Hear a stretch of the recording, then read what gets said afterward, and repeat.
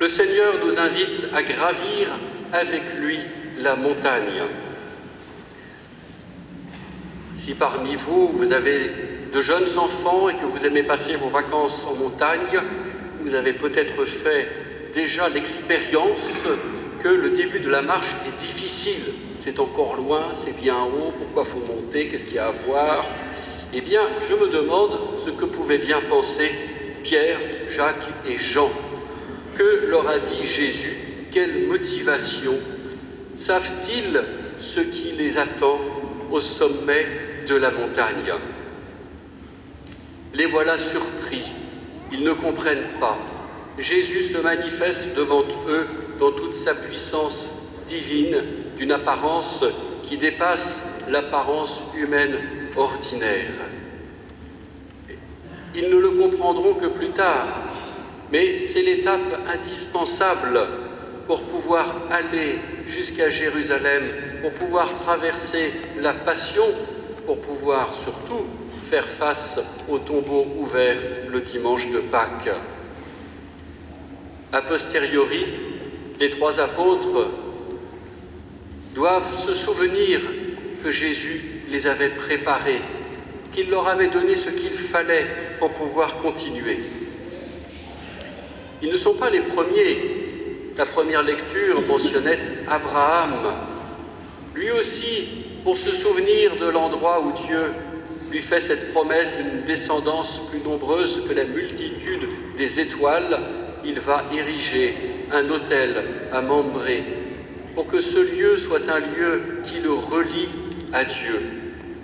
Il y a aussi une autre montagne dans la vie d'Abraham, c'est le mont Moria, où il se croit appelé à sacrifier son fils Isaac.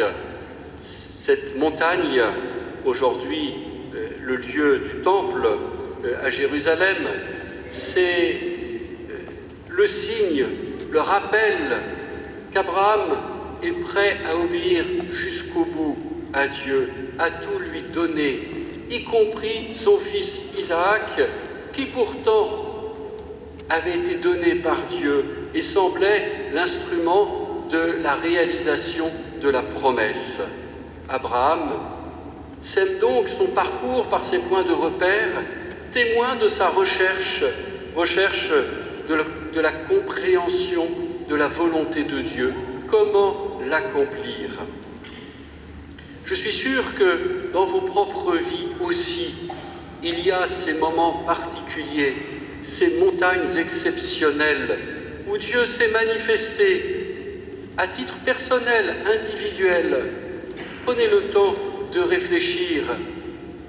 Ce peut être dans des grands moments solennels, parfois simplement dans l'intimité de la prière, dans une expérience toute particulière. Et ce sont des moments qu'il faut mémoriser. En particulier, tous ceux qui nous relient à nos engagements, vous qui vous êtes mariés, vous, les scouts qui avez prononcé votre promesse, vous souvenez-vous du lieu? Vous souvenez-vous des personnes qui étaient là? Oui, il y a de fortes chances, peut-être pas tous les détails, mais vous vous souvenez de l'essentiel, parce que votre engagement repose sur cette confiance en Dieu, le rappel qu'il était là avec nous. C'est une bonne chose pendant ce temps du carême que de refaire une sorte d'inventaire de ces lieux, de ces moments sur lesquels nous bâtissons notre foi d'une façon extrêmement personnelle, car nous aussi, il nous faut monter jusqu'à Jérusalem et vivre la Passion avec Jésus. Et dans la Vigile pascale, nous redirons la foi de notre baptême. Ce n'est pas simplement une connaissance que nous répétons comme une récitation, mais c'est bien l'expression de la foi de toute l'Église, dont je suis un témoin propre et particulier à travers toutes ces expériences qui me sont uniques. Il y a bien sûr des résistances pour aller sur la montagne. Et cette fois-là, je me référerai plutôt aux Hébreux traversant la mer Rouge à pied sec. Ça, c'était un souvenir extraordinaire. Nos pères ont traversé la mer Rouge à pied sec. Voilà le souvenir qu'il ne faut pas oublier. Mais immédiatement après, vient le temps de la récrimination. Nous étions mieux en Égypte où il y avait à boire et il y avait à manger. Un des grands freins de cette ascension avec le Christ dans la montagne, c'est d'abord la nécessité.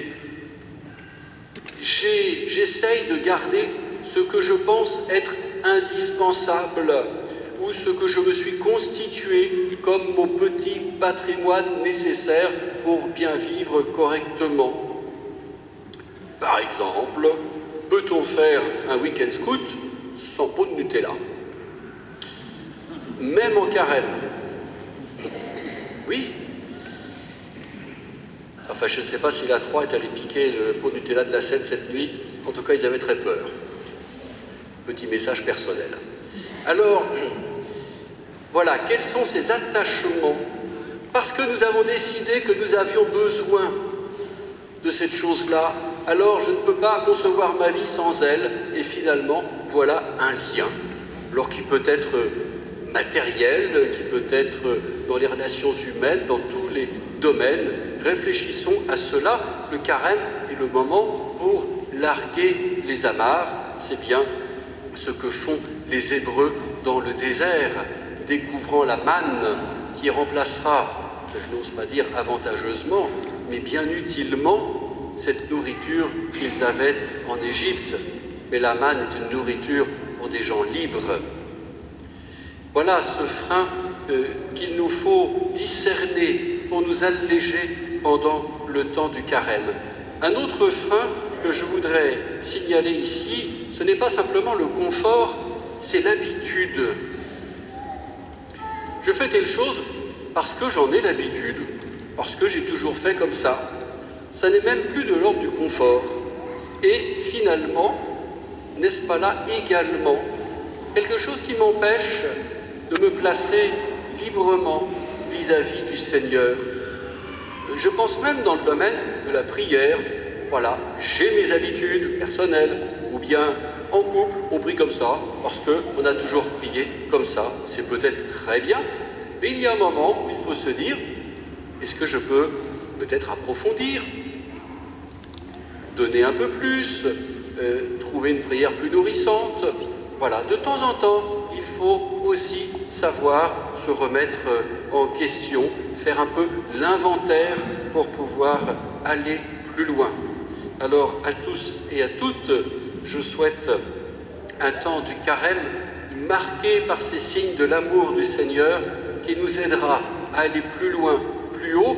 Je ne doute pas de notre bonne volonté, de notre capacité à tenter de tenir nos belles résolutions, mais je doute encore moins de l'aide que le Seigneur peut y apporter. Amen.